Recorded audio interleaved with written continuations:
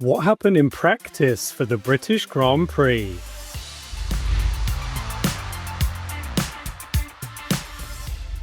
This podcast is sponsored by the Lego Group. Okay, Tommy, we're here. And before we dive into everything Formula Uno, you got to show me something. What have we got? Come on. I've got a lovely little Ferrari pit stop made by a certain Matt Gallagher, actually. You'll recognise this one. Look at these. All these mechanics. It opens up so the Ferrari can come in and out the pits. We've got a nice 1.95 seconds, so it's a quick stop. Tyres here. And yeah, you made this one, didn't you, in our lovely little Lego video. Go watch it if you haven't. So the Lego Group is putting play in pole position as it brings the thrill of Formula One to fans of all ages, like me and you, Tommy, who are definitely of all ages, very old indeed. With builds featuring all 10 teams on the grid, you can build and display your favourite Formula One cars and even let your youngest F1 fans practice their pit stop and set the pace with their favourite team. Has Grace had a play with it yet? I mean, it's honestly, still all together. That Duplo, we have been playing with that so much. She loves it. That's awesome. I'm so happy. She's a big Pierre Gasly fan, as we know. Every day is a race day, and build the thrill with the new LEGO Formula One range. Shop the grid now at your nearest LEGO store or at lego.com.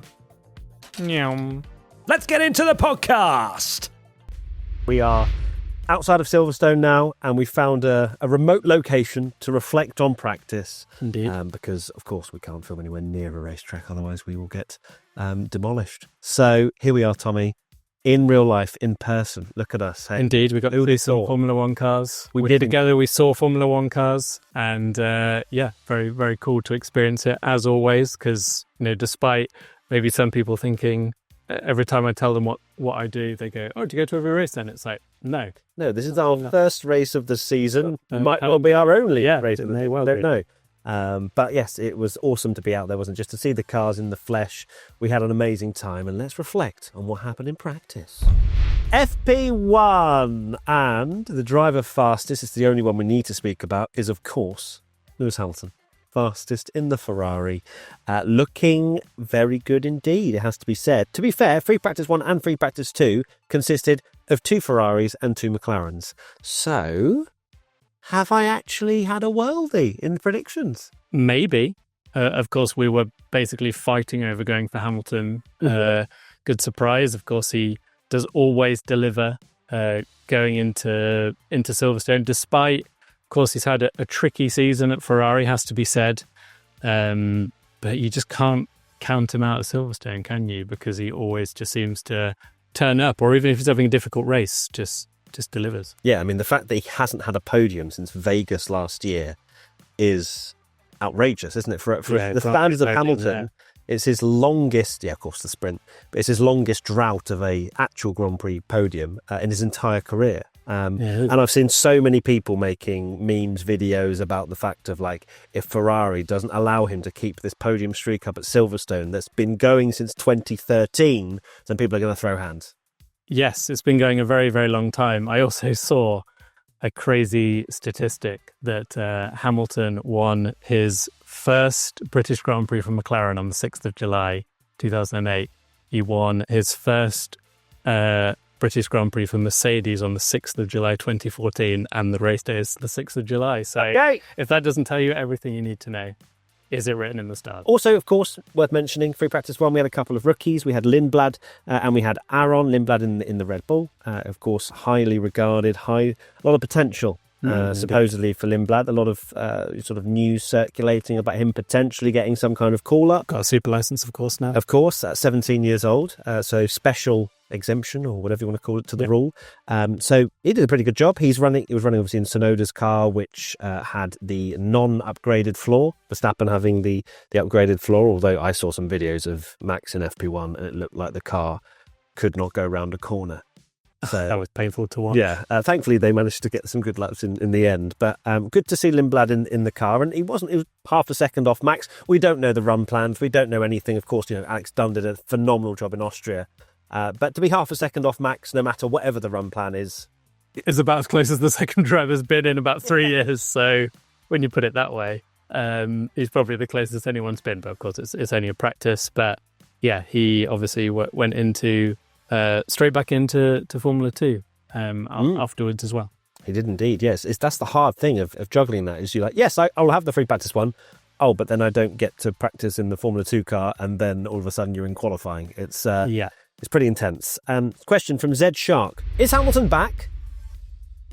Hopefully. I think it would be, if there's any... Even if it's for one weekend only. Yeah, he's obviously done the China sprint, which was...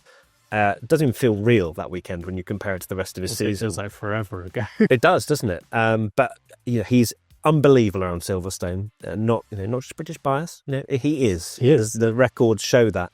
And to be immediately on the pace alongside, and to be quicker than Charles Leclerc. I know it's only practice and whatnot, but he's not really shown that much so far this season. No, he hasn't, and he just oozes confidence when he gets to this Grand Prix. And dare I say, even if he delivers a brilliant race, there's no guarantee that next time out, because he's still learning. Of course, Ferrari have upgraded their car recently. Still didn't quite go to plan in Austria. Of course, they were looking better. The fact that they finished third and fourth, which they'd take where they were at the start of the season, but obviously still having problems with the floor. Of course, scraping on the ground, not worrying about. They don't want to worry about getting disqualified again and things like that. But of course, we also don't know what the conditions are going to be. And if it rains, which is looking very likely to on Sunday, Hamilton's very good around here. Of course, he won last year very kind of unexpectedly, I guess. Yeah, that was an unbelievable occasion last year. Question from P1 Pitch member Ruben 4.0. What is Alpine doing? Just straight to the point is Ruben. Questioning how Alpine are just anonymous this year. 11 points in the constructors, last. Like, they're literally last, which is unbelievable to even comprehend. With Gasly, who we know has got a brilliant performance in him. Yeah. But the turmoil at Alpine, I remember watching Drive to Survive when they were fighting for 7th and they were like losing their minds. They're last, and I can't see them scoring many points unless we have a Gasly worldie for quite some time still. Something incredibly, not amusing if you're an Alpine fan, that I saw was that Austria marked, when Alpine joined Formula One, and obviously took over Renault, and it became the Alpine brand. Lauren Rossi, who was the CEO at the time, had this big press conference and said, Alpine, we're determined to get back to the front. And they had a 100 race plan. And Austria marked that 100th race of their plan. And they are last in the constructors. Oh, yeah, I forgot about this. They had that, was it 4 or 5 year plan? And that was... Well, the 100 race plan. And that was that. And that was them, both out the points and last in the constructors, which not gone to plan, has it? And of course, since then, 2021, you think they've recycled through drivers, Piastri's situation, Alonso's situation, Ocon's situation, all the team principals that they've had. Not going well. Let's go to free practice 2 then, where Lando Norris was fastest from both of the Ferraris, and Oscar Piastri about half a second back in P4. But once again, as I mentioned, Ferrari and McLaren. Mercedes not particularly up to speed at the moment, but then again, slightly warmer today. We go to tomorrow. You could easily see George Russell and Kimi Antonelli right up there. A question from P1 Pitch member Alec. Should Piastri fans be worried about this pace and the possibility he gets trapped behind the Ferraris, or do you think he'll show more quali or race pace? I don't think you can really sound the alarm just yet for Oscar Piastri. It is practice. We'll say that so many times, but reflecting on what we just said, the conditions are going to change. Whether Ferrari will get better or worse as we go into, if it's actually raining, I can't see them being competitive. Just rain and Ferrari does not click in my eyes. Of course, Hamilton won last year, but that was in the Mercedes. So I think that they were spinning around, weren't they, in Melbourne instead? Sorry to remind you. Yeah, cheers. I just wanted to just be like, they weren't that great. Didn't really need to go into too much detail. I think as well, Piastri, he's looked a little bit off it, but completely different conditions. We can't take too much from free practice. We've seen that this year, particularly this one, because it's we're going into completely different conditions. So I don't think it's panic stations for Piastri. that he's half a second off Lando. Of course, if it happens tomorrow, then it's a worry. I think if Lando has a good race again, he could well maybe even take the championship lead or be very, very close to. And you think with all the kind of low moments that Lando's had during the season. Yeah, I think, as much as we're not sounding the alarm for Oscar, it can be said that Lando has looked really good today, and it has the confidence that we know. Now, I've always kind of harped back on, I feel like he is a bit of a momentum driver. Once he kind of gets into that groove and has that confidence, then he can pull out these performances. And, he has to be the favourite for pole tomorrow, unless we get these changeable conditions, which will throw it up in the air once again. P1 Bedroom member Sophie, is this an actual 3-team fight this weekend? 3? I mean, 2? Oh, you thinking? I was thinking more. At the moment, it seems as though it's Ferrari and McLaren. McLaren's still having the edge, but you could easily. I mean, look, you cannot discount Max, especially when we get to those rainy conditions. You put him right back in the hunt for the win. And then I still fully back that Mercedes will be better tomorrow and Sunday, just purely because of the conditions that are coming. It was pretty hot today, so you fully expect the pecking order to be adjusted slightly. Although my Ferrari delirium prays that they don't go backwards with the change of conditions. Yeah, they weren't too bad, were they? Mercedes, Antonelli, Stroll beat Russell, so. True, yeah. but I guess compared to Piastri, and again we don't know, but of course they're always going to struggle more in these conditions. So you're kind of more confident of a 2-team fight. I'd say maybe 4. Let's be positive. Well, no, I think if the changes conditions for sure, I think you're back to 3.5 teams. P1 Bedroom member Crazy Casper 3112. Will Red Bull sort out their car going into quali tomorrow, or is this their true pace if it stays dry? I think dry. I think they're pretty screwed. Personally, I think that it wasn't a fun watching Verstappen keep crossing the line and seeing 0.6 and 0.5 as he was crossing the line. There wasn't really any point where you went, Max is sort of near the true pace. Now, I know that we say that changeable conditions are coming Saturday, Sunday. If it's 4 or 5 degrees cooler and that's all it is, I don't see a miracle for Max and Red Bull. I think a miracle for Mercedes could, because 0.1 of a degree cooler is what could turn that car into a monster. But with Max, I know he's running the upgraded floor and whatnot, but he did just look out of sorts throughout the entirety of practice. He really did. Yeah, that a clip that went quite big online, and a lot of people sharing it, and the replay of Max going through the after Abbey, that kind of slow section 3, 4, 5 before the Wellington straight, and the car looked like watching the second Red Bull driver that we've seen a lot fighting the car, struggling, looked like they're a lot of the wheel wasn't connected to the tyres. And it's absolutely insane to think that he's the one with number 1 on his car that's won the championship last year. And we had a few questions, many about Red Bull when we put questions out to this, saying, I know we've said it so many times, but the downfall of Red Bull is absolutely insane. Madness. It is absolute madness. Well, segueing into this next question from P1 Patreon member Scribe42, why are all the commentators saying Max might go to Merc? It's ridiculous. He wants a pay rise. This chatter from people who should know better is stupid. It's interesting, isn't it? Like, pay rises, of course, like any person, right? If you want a pay rise at your job and you are needed in that job, you go and find another job offer and you go, hey, I've been offered this job, match this salary or I'm going.